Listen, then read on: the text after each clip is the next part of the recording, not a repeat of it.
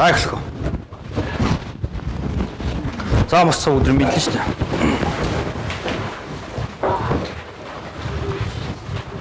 За. Сайн байцгаана уу хүмүүс? Сайн. За суу.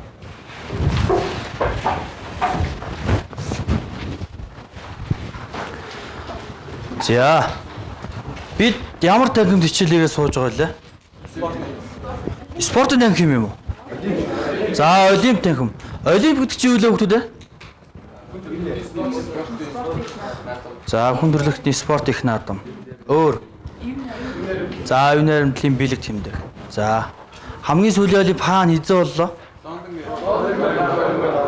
За, 2012 онд Англи улсын нийслэл Лондонд болсон. Дараагийнх нь хаана болох юм? За, Бразилийн Рио де Жанейрод хийзээ болох юм. За, газрын зурагт гараад заах хөвгт байна уу? За, сүүл тосын олимпийг одоо 16-нд болох газартаа заах хөвгт байна уу? За, ангийнхантаа цаашаа харцаад. Лондын Английн нийслэл тэгээд 2016 оны зуны олимп Рио де Жанейро гэдэг Бразилийн хажуу үеийг. За, 70 эрдвэд хотхон тийм. За. Олимп үзэх дуртай юу? Тийм үү. 16-нд очиж үзэх болов бид нар. Чадахгүй юу? За, үзье гэж бодъё. Юугаар явах вэ бүгдрээ? За, онгоцоор явна гэдэг. Өөр. Авцамаа. За. За. Олон агаар очиж болох нь байна. За, тэгвэл бидний өнөөдөр үзэх ёстой сэдв юун тухай байж болох нь вэ? За, тээврийн ирсэн тухай үзэх нь тийм үү? За. За, тэгвэл өнөөдөр бидний үзэх сэдв. За, зураг таарах хүмүүс. Юу дүрслэгдсэн бэ?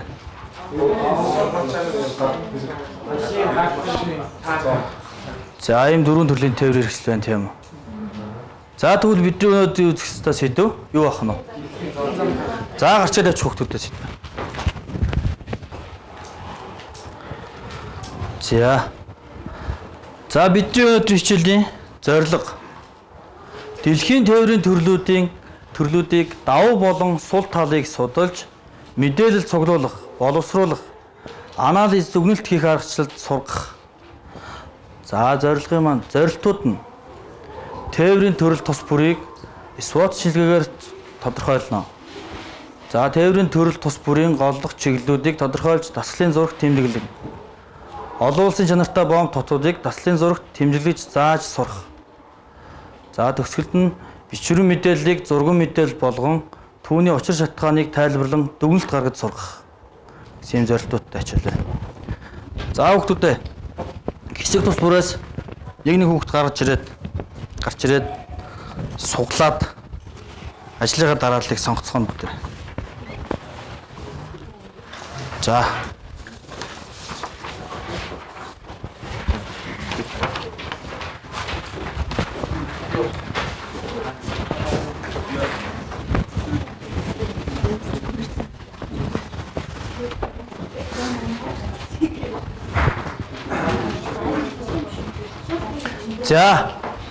За, сугсан заасны хүүхдүүдээ эхний ээлжинд хамгийн дээдлийн сэдвүүдээ хэлчих. За, 1-р хэсэг ямар сэдвээр сугалсан байна? За, 2-р хэсэг. За, агарын тээвэр. 3-р хэсэг. 4-р хэсэг. За, ингээд 4 тээврийн хэрэгслээ нэг-нэгээр нь сугалсан байна. За, ажил эхлэхийн бүгдрээ нааш анхаарч хүүхдүүдээ. За, бидний өнөөдрийн хичээл энэ хяналтын уудсанд дарааллын дагуу явагдана. Саяны та бүхэн сугалсан юун дээр дараалал дээр тэр тээврийн хэрэгслийн доод дарааллууд дээр ажлын дараалал нь яг энэ хяналтын ууснах дараалтайг давхцаж байгаа. Тэгэхээр бүгд тэр яг энэ дарааллынхаа дагуу за тайлбар өгөхөд унших нь. За, эдний уншихын эхэнд хичээлд оролцох дэг гэж байгаа. За, дэгүүдээ бүгд тэр нэг харчих нь. За, хэсэг болгонд тараагаад өгчих хүүхдүүдээ. За, танаа хэсэг яах юм бэ?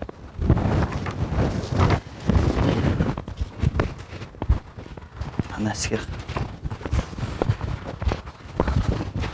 Танаас. За.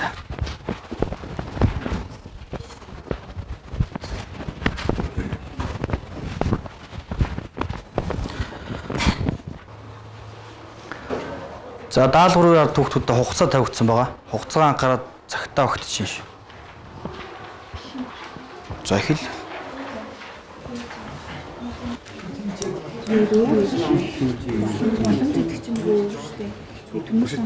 Сул тал нэг юм жижигэн аян гарахад тэр вагон тэр чигээр өндөр нэг жижигэн аян гарахад тийм том хэмжээний аврал. Тийм байж болно.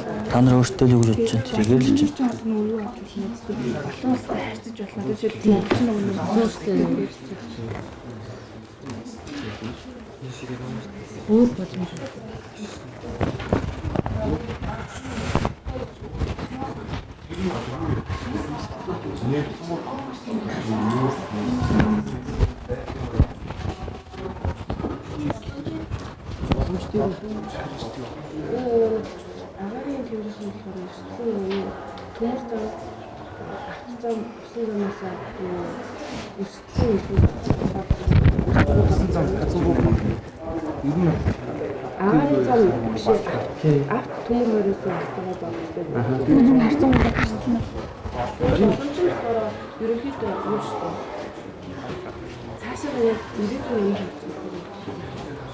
Тэгвэл ирээдүг нь оруулна.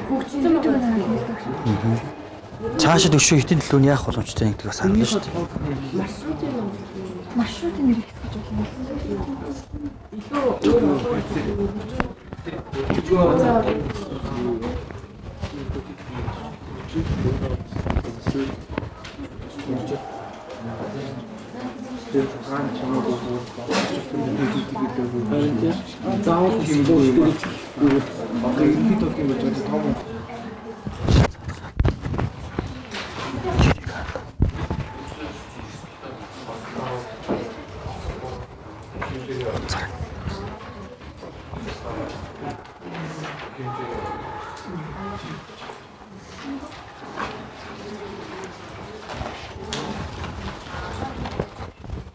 За даалгавар дуусгах.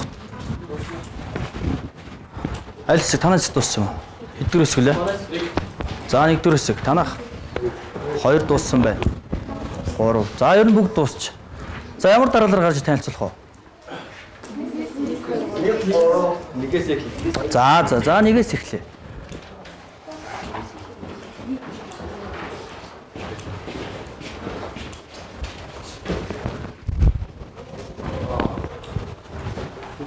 Манай тухайн нэг ах тээврийн замын тээврийн скотч нэг хэрэгсэн гэсэн байна. За ангийнхандаа харж байгаад. За ах замын тээврийн даваа талын тухайн манай хэлцээд бусад тээврийн хэсүүдийг одоо төлөвлөлтийн өргөн тархсан. Тэгээд хөөрэ газар дээр хөрөхгүй газар байхгүй. Тэгээд зорчигч тээврийн нарийн үг гэсэн. Дангаараа тэгээд салтаасан болохоор их хэмжээний ачаа тээвэрлэхэд хэмжтэй. Тэгээд байгалийн үзэгдэлд өгдөг хаягдтай. За тэгээд авцаамын тээврийн боломжтой болохоор авцаамын тээврийн төр хүмүүстийн хэрэгцээг хангасаар ирсэн. Таас илүү гомдсон болж хангасаар боломжтой. Тэгээд эрсдэлээс болохоор хөрсний маш их хэмжээгээр явуулж эрсдэлтэй хэмжээ агарын нөхцөл маш сөрөг нөлөөлөв. Агарын нөхцөл За. Асуух зүйл байна уу?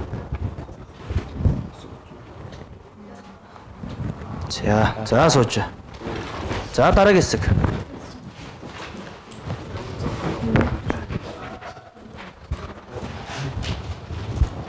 Манай бодлоор агарын тээврийг өгсөн. Тэгээ багаараа яриад агарын тээврийн одоо давуу тал нь бол ерөнхийдөө богино хугацаанд тийм хол замыг туулах нь хамгийн тийм давуу тал. За тэгээд сул тал маань болохоор одоо нөгөө нэг онгоц хөөрөх одоо хөөрөх буухта одоо нөгөө нэг утаа гаргадаг ч юм уу тийм байдлаар экосистемийн алдагдал байж болно. Энэ болохоор агарын бохирдолд нөлөөлнө гэж юм аа. За тэгээд мөн нэг давуу тал сул тал нь болохоор одоо юу гэдэг тусгай тийм маршрутаар л явдаг зөвхөн онгоцол одоо юу гэдэг хөөрөх буухын тийм хязгаарлагдмал зөвхөн буудал дээр л буудаг ч гэдэг юм уу тийм. За сул тал. За тэгээд бас цаг агарын байдлаас аягүй тийм хараат үүдэг. Ерөнхийдөө бороо орлоо үйл мантай бол онгоц юу яадаг. Хоошдогддог тийм. За тэгээд боломж нь болохоор ер нь бол хөгжил буруу орнуудыг одоо хөгжингөө орнуудтай холбоход онгоц тийм боломжтой байж болно. Агаарын тээвэртэй холбогдох юм бол илүү хөгжиж болно гэсэн. За тэгээ эрсдэл болохоор юу вэ? Ерөнхийдөө осол гэдэг. Гэхдээ энэ маань болохоор нөгөө нэг юу төмөр зам тээврээ бодвол харьцангуй бага гардаг. Осол. Нэг иймэрхүү л. За. За сайн байна. За дараагийн хэсэг.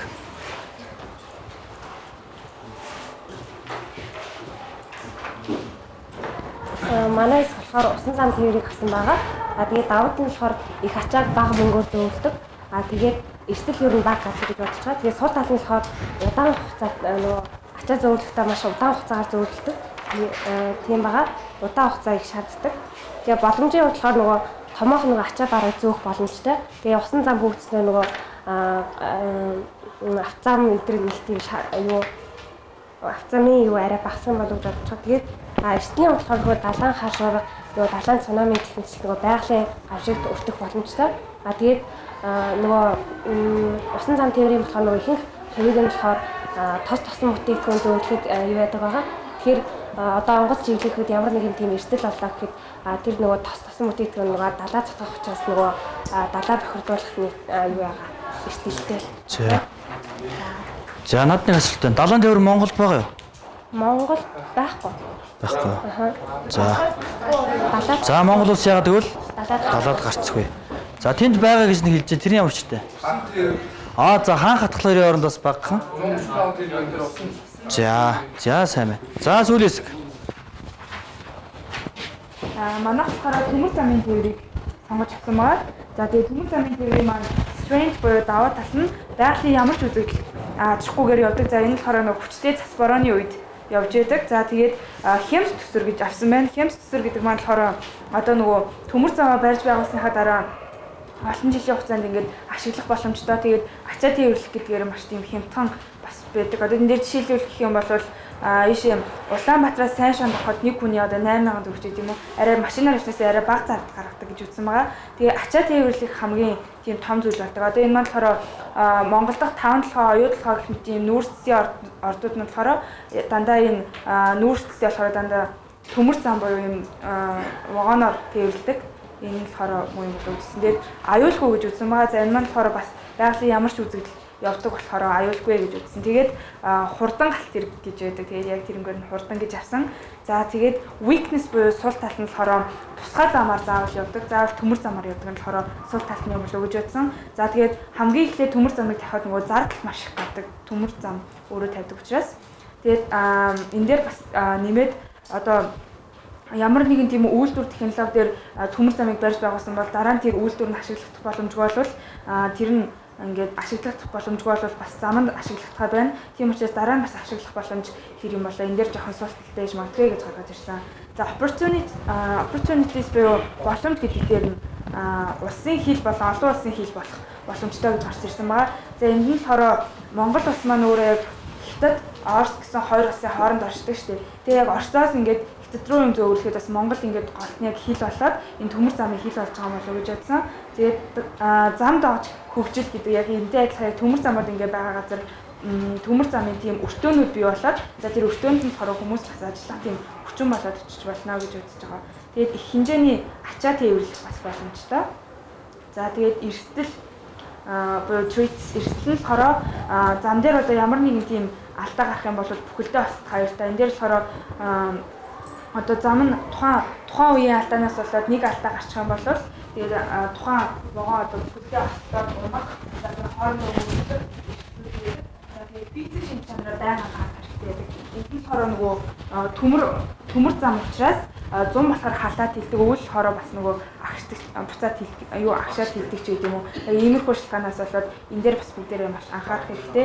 Тэгээд нэг осол гарвал маш хэмжээний хохирол авсах эрсдэлтэй байдаг гэж байна. За их төлөвөж. Асуулт нь асуулт байгаа гэж би бодож байна.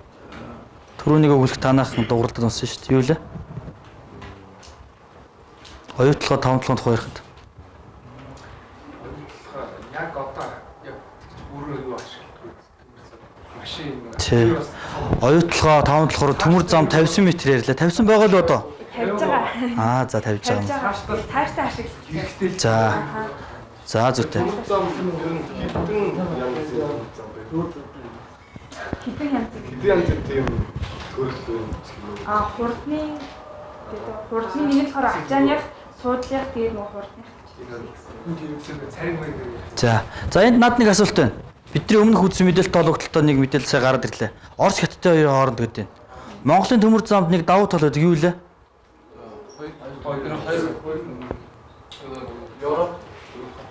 За чанга усаад хэлчих. Аз Европын холбосон төмөр замтай.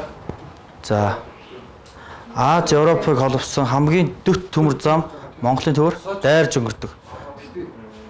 Төмөр замын хагас суурь Орос яадаг ш. За. За яг байгууллагын хувьд бол Оросоос хараад байдаг бахан тийм үү.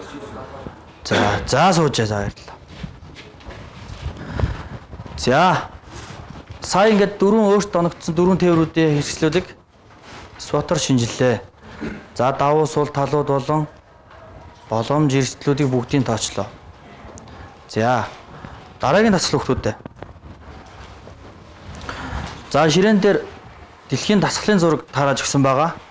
За мөн номон сургалтчийг ашиглаад дэлхийн энэ тээврийн төрлүүдийн байж болох хамгийн олон урт замууд болон ер нь өөрийн мэдлэгийг ашиглаад сургалтчийг ашиглаад дасгалын зурагт тэмдэглэнэ.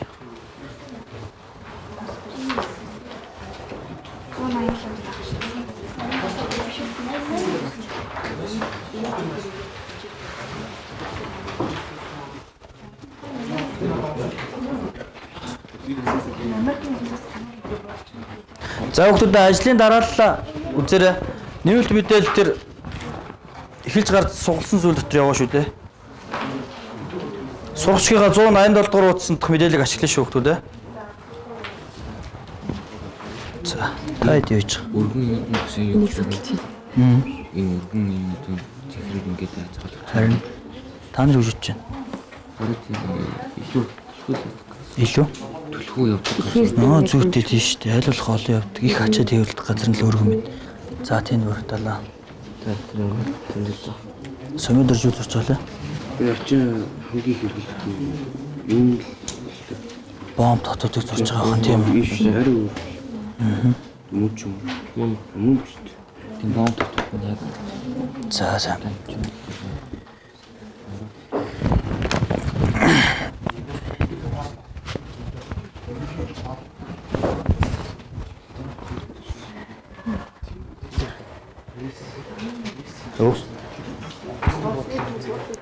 Одоо тэгэл хамтдаа гараал тий. Зэрэгцэл гараал. За та хэд юуж байгаа лээ? Агаарын төвийн гол гэсэн юм Европоос өмнө гэдгийг. Европоос Америк руу өмнөд Америк. Аз Нидерланд. Тэгээд Токио бич. За. Яг Европоос явах. Та юуж байгаа лээ? Танаас Сквотлуудад хэрэглэж байна. за ямар сквотлууд вэ? Одоо энэ юу даал авахаараа даалс Гэхдээ нэр нь яах вэ? Ямар хүчтэй сквотлууд вэ? дэлхийн нэг том юмнууд За хамгийн олон улсын бодлоо хамгийн их ачаал хүрээж олон өнхөр гэж боддог. Эхний 10 бодол гэж байгаа шүү дээ тийм ээ. За зүт. За.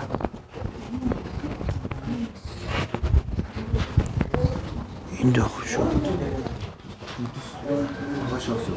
Чи. Ямар тийм бэлээ? Оо тий.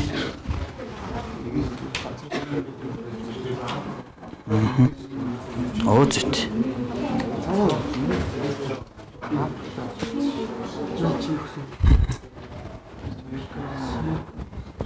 За таяр юунд оролцож байна? За таны хэсгийн гатаа ажиллах. Хүний сонгосон байгаа юм суулгах юм уу? Тийм үү. За.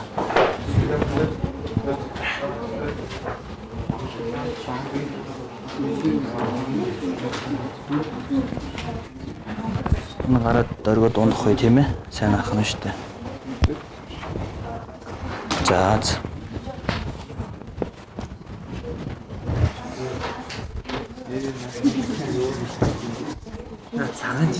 Гараад бас эсгүүлэлтхаа нэрийг хэлдэг бол бас хүүхдүүд ангийнхан сонирхолтой байх тийм ээ.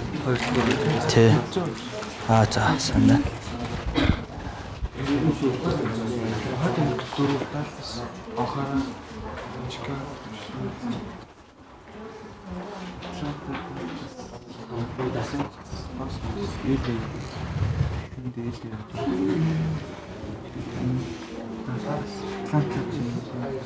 Америкт их олон байна уу те? Америк 4. За сайн.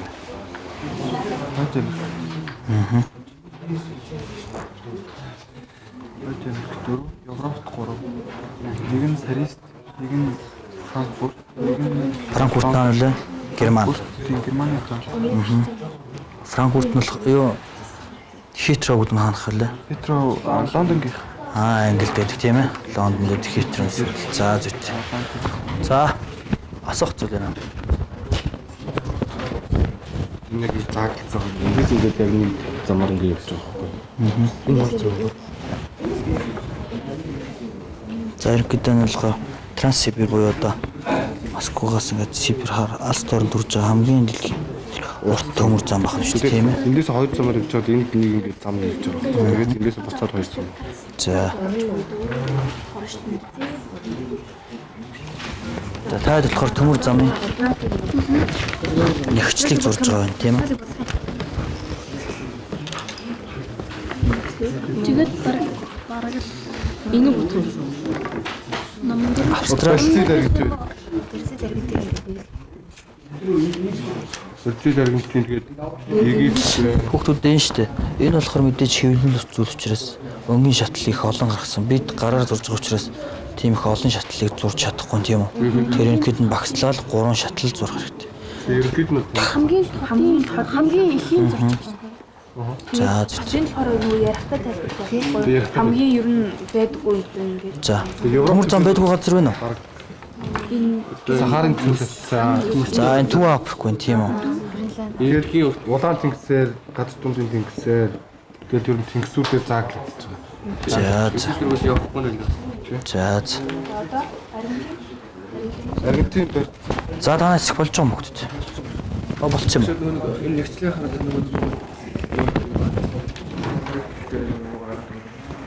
За. ингээд тус нэг. За. God энэ давс татаад гэж. За зүт. Хилээд хичүүлээ.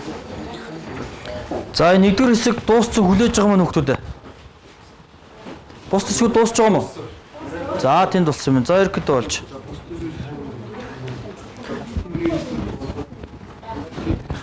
За одоо ямар дараалал гарах юм хөөд? Төрөөс эхлэх гин. За 4 болж гинөө. За 4-р хэсгээр дуусах байгаа юм байна. За тэгвэл танах зөрчтөөр танах эхэлж байна. 4-р хэсэг ер нь жоохон удаан байна уу? За хоош данхаарах нь шүү. За 2-р хэсэг тийм ээ. За 2-р хэсэг ганцаар гарах юм уу? За энэ маршрутын за манай болохоор агарын тээврийг Суугчтай ангийнхандаа үзүүлж байгаад. агарын тээврийг авсан. Тэгээд бид нар бол ерөнхийдөө Европт агарын тээврийн ер нь гол түүн байдаг гэж үзье. Ер нь Европоос буцдаг, бус төвд рүү буцаж тэгээд явдаг гэж үзье. Тэгээд ер нь бол Европыг сонгоод авчлаа ганцхан. Цаг багс учраас. Тэгээд Европоос эндээс одоо Америк руу явна мэдээж хойд Америк руу. Тэгээд ингэ агарын тээврээс учраас ингэ өнгийн цаасаар хийсэн. Тэгээд Европоос хойд Америк руу, тэгээд өмнөд Америк руу ингэ мэдээж Бразил ч гэх юм одоо олон хамтаа аялал жуулчлалын зэнзээ хөгжсөн газрууд руу явна. Тэгээд Европоос мэдээж Европ дотор явна. Тэрийг нь оролцуулсангүй тодорхой. Тэгээд Европоос одоо Токио руу, Японд руу бас нэг том сургууль байдаг шүү Токиод олон улсын Аз руу явна. Тэгээд Бээжингийн олон хамтаа бас бизнес ер нь аялал жуулчлал гэсэн маягаар явж байгаа гэж бодож байгаа. Тэгээд энд Австрали руу явна. Европоос бас Австрали руу буцчих. Австралиас Европ руу ч гэдэг юм уу. Тэгээд энэ дуртлын Шинзланд гэдэг бас тийм газраас явна. Тэгээд уртлын нөгөө өмнөд Африк гэдэг нэг баян улс руу тэрлүү бас агарын дэвлэг. За Африкийн ганц хөгжингөө орн тийм үү? Тэрлүү ингээд явуулсан дэр дүрссэн байгаа. Тэгээд мэдээж Африкаас Аз руу ч гэдэг юм бус төр явна. Тэгээд голчлоо Европыг сонгоод авчихлаа. За бүгдээр лавгуудах ярьсан зүйл хэр давхцчуг слайдер харъя. За энэ дэлхийн агарын тээврийн гол чиглэл. За яалч явахгүй Европт бол хамгийн гол төв байна. Тийм үү? За яг эндээс эхэлж байна шүү дээ.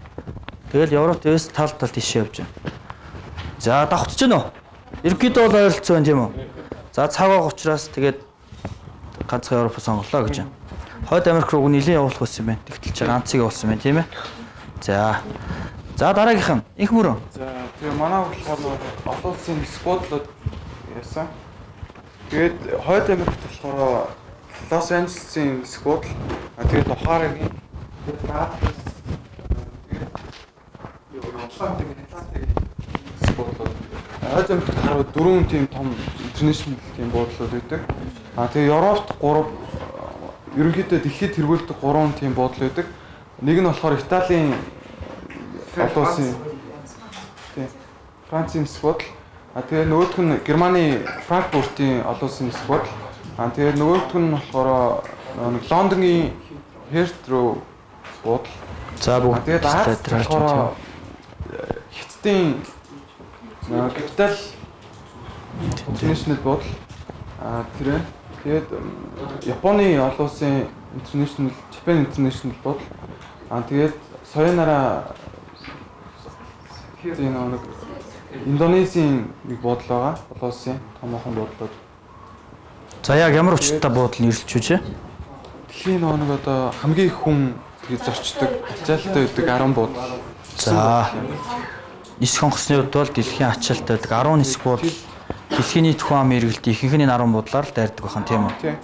Манай Чингис хааны орох хувцас бол Чингис хааны мөрөнгөний нисэх буудал хэр орох бол? За. Өөрийн хэмжээнд бол мэдээж хүмүүс хүлээж байгаа. За сайн мэн сууж. Тэгээд ингээ онгоцоор нэг. За дараагийн хэсэг. Аль хэсэг гарах юм? За сонголтыг өөртөө.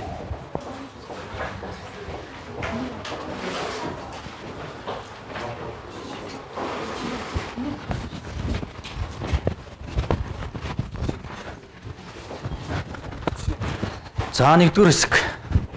За манай 3 дугаар хэсэг нь болохоор дараах мэдээлэл уншаад сэтгэл зурагт авцамын төвөөр голлох замуудыг тэмдэглэнэ гэсэн. Тийм энэ ягцлалтаа тийм улсууд авцамын нэгдэлтэй болоход дэлхийд Сингапур,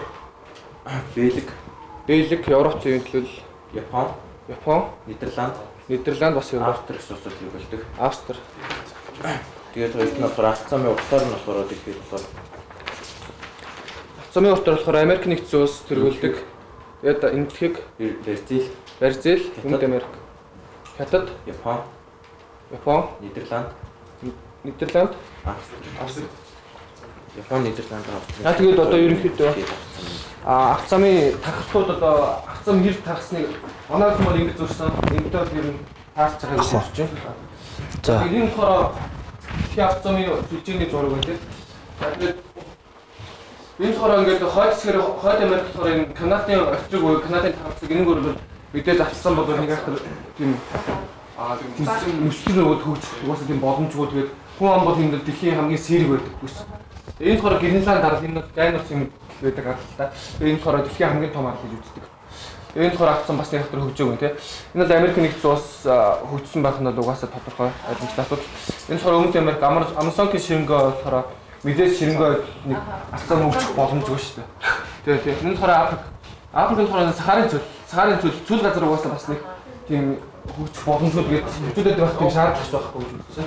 Энэ болохоор Персен болон буюу тэгээд энэ болохоор ихний Путин цөл гэдэг бас цөл байдаг. Энэ бас таарын цөл гэдэг. Энэ болохоор бас авцам нэг бас хөгжих нэг цөл болохоор бас нэг хөгжих шаардлага. Тийм. Энэ болохоор төвдөө өндөрдөг. Гимланаар одоо ингээд тэнгэр уул энэ бас цөл байгаа. Цөл энэ болохоор тэгээд хойд Сибирийн таг. Энэ бас хүн амын нэгдсэн бас үнэ биш нэг сэрэг. Тэгэхээр хүн амын нэгдсэн сэрэг болохоор нэг хатар авцсан бас хөгжих тийм шаардлага. Австралид болохоор бас Яг абстракт болохоор нэг төвдөө их олон юу гэдэг эссэн зүйл гэдэг. Их векторын зүйл, их эссэн зүйл гэдэг нэг олон зүйлүүдтэй гэдэг болохоор абстракт болохоор нэг авцсан мод хөгжүүлдэг. Шаардлагагүй үзэж байгаа. Энэ болохоор Индонезиум гэдэг Индонез болохоор бүлэгтэй арал дээр гарчдаг болохоор арал дээр гэхдээ бас энэ зөвсөлтөө бас ч гэсэн арал дээр бас авцсан тийм үүсэх. Шаардлагагүй гэхдээ тодорхой хэмжээнд хөгжсөн байна. За сайн байна. За дараагийн хэсэг. За наадтыг санал нөхөд байна. Зарим гарч ижсэн хүүхдүүд давхцахыг бас харах нь шүү, тийм ээ? За танай хэсэг.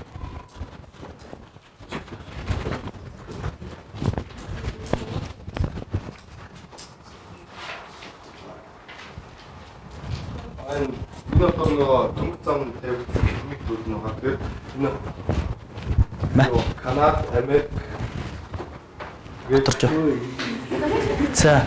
Бразил, Аргентин, Оросын улманы улс, Хятад, Австрали гэдэг энэ улсуудаар төмөр зам илүү тавигдсан. Тэгээд нөгөө энэ шууд нөгөө эдийн засгаас шалтгаалж байгаа болов уу гэсэн нөгөө тавигдад хөрөв мөр шаардлагатай. За. Төмөр зам тавигдаагүй шахуу газар байна уу дэлхий дээр? Бас Сахарын төсөл авчихсан. Сахарын төсөл Гренландын арал. Тэгээд нөгөө тэнгисүүдээр их заадаг. Тэгээд энэ Африкийн улсууд юм. За Африк тэгвэл яачгүй төмөр замын ягчл багтаа байна тийм үү? Тэгээд Европ төвөр бол ерөнхийдөө тодорхой хэмжээгээр тавигдсан баг сайн дээр. За сайн. Тэгээд 20-50 мянган хэлбэр байна. Тэгээд хамгийн тод нь болохоор 50 мянган шиг ирж байна. Тэгээд ингээд англи хэлээр тайлбарлаж. За. Энэ болохоор нөгөө дэлхийн хамгийн урт төмөр зам. Тэгээд дэлхийн хамгийн урт төмөр зам. Тэгээд Оросын улманы улсын Санкт-Петербург хотоос эндээс энэ хүртэл явж байгаа. Тэгээд дундаа болохоор Новосибирск тэгээд бас юу Ирхүү гэсэн ийм хотуудыг дайрч байгаа. Дэлхийн хамгийн урт. Эхний хэсэгтээ бол хоёр ингэж янзаар явж байгаа. Тэгэд нэг зам дээр уулзаад дахиад тэгээд гонц зам болж байгаа. Тэгэд илүү нөгөө хим арай бага зам тавь гэсэн үгнээс яг дунд замаараа болохоор нэг зам болж ирсэн байна. За баярлалаа. За нэг мэдээлэл ихэд энэ одоо Монголын нэг хүмүүс таньсан. Тэгээд юугаар болохоор тийм нэг Солонгос тэгээд Солонгос нэг юу Орос иргэдэгч айлчлаад нэг одоо Солонгос бас тийм хазан тавих Оросоос Солонгос хазан тавих тийм Азаа бас нэг өөр газар холбох тийм бас гэрээ хэлцэж байгаа юм. За. Төмөр замын. За. Тэгээд болохгүй. За сүүл хэсэг.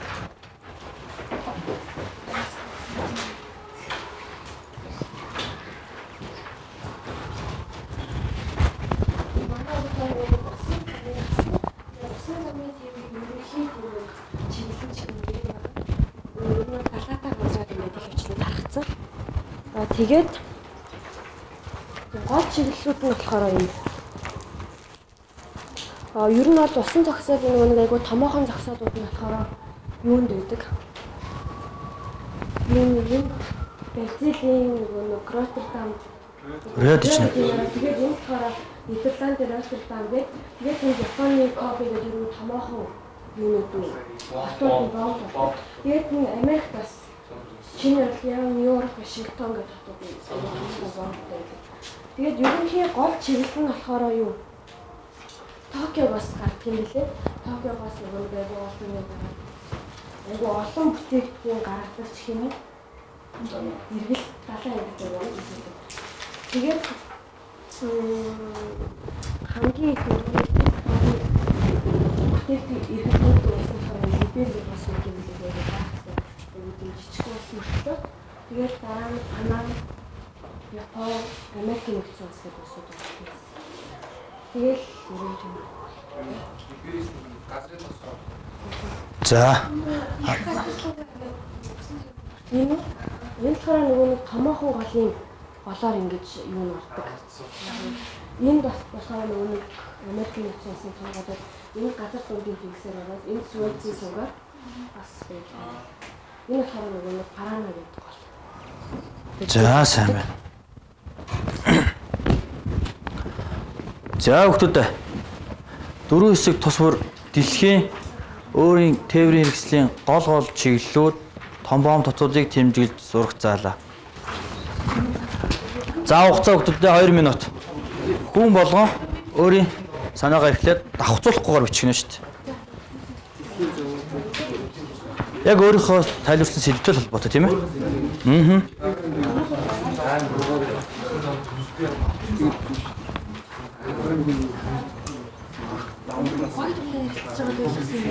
Тэгтээ хүүхд болгон өөрийн санааг гаргах хэрэгтэй.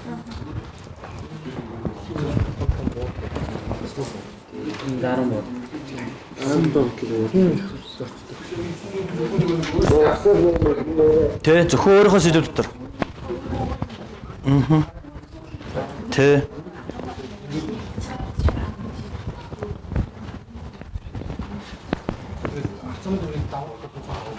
Нэг санаагаа хэлээд бичих юм шүү дээ. Нэг нь бичиж дээ. Бус нэг санаагаа хэлээл өгөх нь. За болцсон гэсэн үг. За хэсгээс хүүхдүүд өөрийнхөө санааг танах болцсон уу? За. Бус хэсгөө сонсороо хүүхдүүд. За алтан шар. Манайхаа энэ сэдвийг агарын тээврийн тухай авч үзсэн. Энд дээр гол үгнэлт нь бол агарын тээврийн суур шинжилгээ. Энэ болохоор агарын тээврийн тавуу тал, суул тал, боломж, эрсдэл эдрийн бүдийн судалсан. Тэгээд болохоор гол нэг 10 том буудын 10 том буудын бол судалсан. Энэ нь болохоор ачаал их даах чадвартай. Тэгээд нэг гол тал бууд дээр буучаад тал тийшээ зүгээрээ. TVS-ийн хооронд. TVS-ийн хооронд. Тэгээд жижиг агарын тээврийн гол чиглэлүүд юм байна.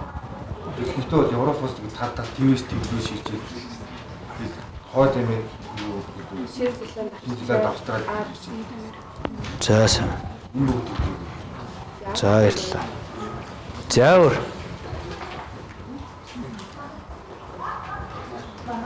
За танаас бэлэн бол эхэл.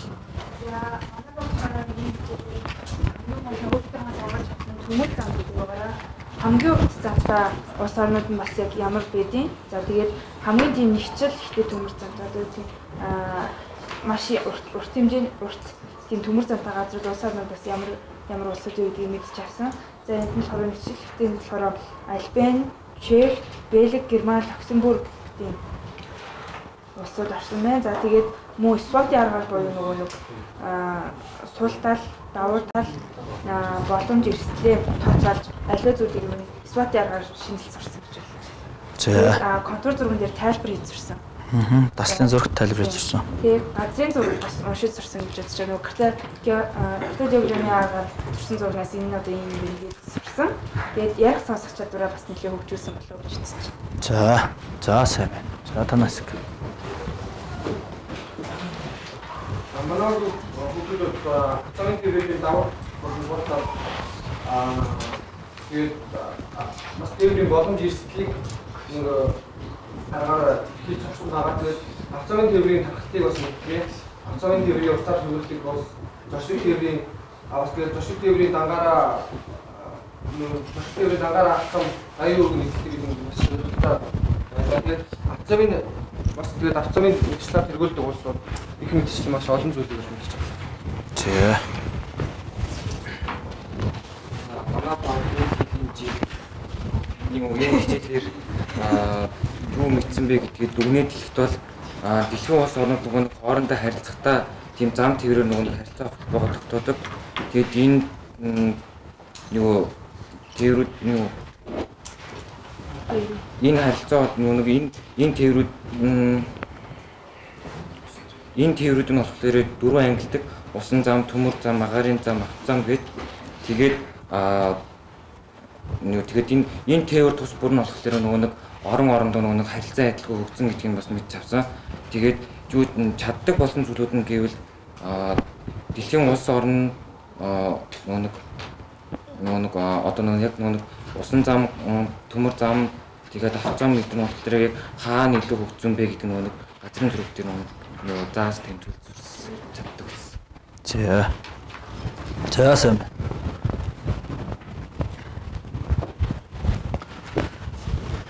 За хүүхдүүд. За уг нь сая бүгд өөрийнхөө үтсэн теорикслүүдийг дүгнж ярихсан. Тэгтэл тэр хэсэг маань бүгдийг нийлүүлээд дүгнжлээ. Бас мундаг байна тийм ээ. Бүгдийг нэгтгэхэд ярьчлаа шүү дээ. За гэрийн даалгаварт. За та нар анзаарсан бол хүүхдүүд бид нэг теориг орхисон байгаа. Ямар теориг орхиж вэ? За дамжуулах хоолойн теори гэдэг орхисон байгаа.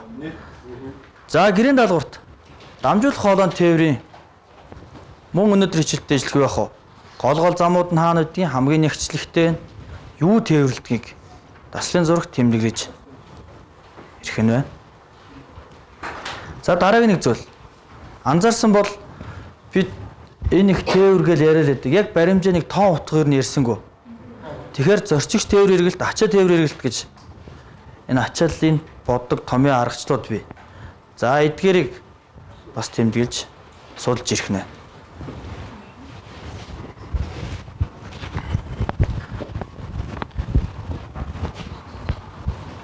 За тэгээд хичээл идэвхтэй орсон сурагчдаа баярлалаа.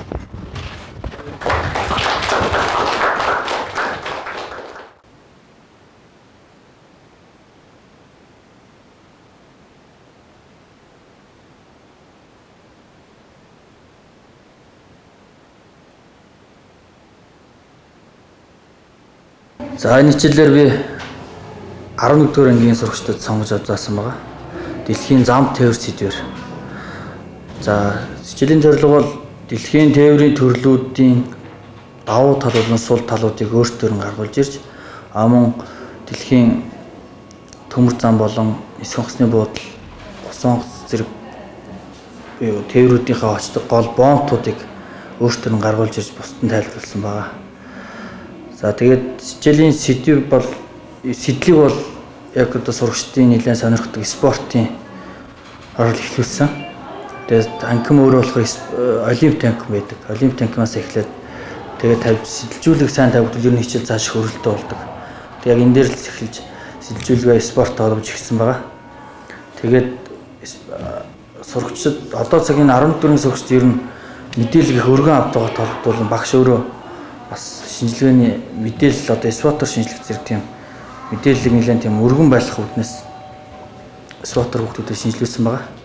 Энэ юу гэсэн үнэхээр бас мэдээллийг шинжилгээ нэг зүйлийг дөрвөн талаас нь харах гэсэн үг л дээ. Тэгээд зэрэгцүүлэн судалж байгаа дөрвөн зам тээвэр. За тэгээд сурагчид хамгийн гол хичээлийн давуу тал бол бүх мэдлэгийг өөртөө бүтээгээд нэгэндээ бусдаа зааж өгч байгаа. Тэгээд тэхийн тулд хэсэг дотроо бэлдэж агаад тэгээд хэсэг дотроо ярьж агаад аль гайгүй ярих сурагчдаа сонгож оржсэн. Гэтэ багш бол бас хүүхдүүдийн давхардлыг ажиглаж ирсэн. Нэг хүүхэд 2-оос 3 удаа гарч иж болохгүй шүү гэсэн шаардлага тавьсан. Тэгэхээр хүүхдүүдийг живд бүр орцуулахыг хичээсэн. Тэгээд сурагчид яг хичээлийн зорилгыг бол бүрэн биелүүлсэн гэж үзэж байна.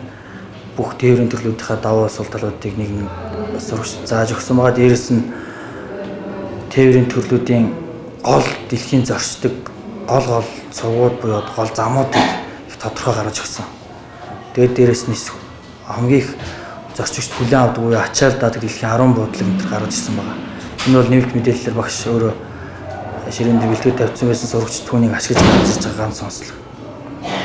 Тэгээд энэ хичээлийн зорилго бүрэн биелүүлсэн гэж үзэж байна. Энэ хичээлийн гол онцлог бол ерөөсөө 14 ангийн сурагчид явуулсан л гол онцлог байна.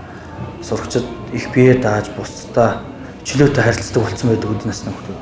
Тэр дээр л зориулж их одоо тийм давуу тал олгож явуулсан хичээл байгаа да.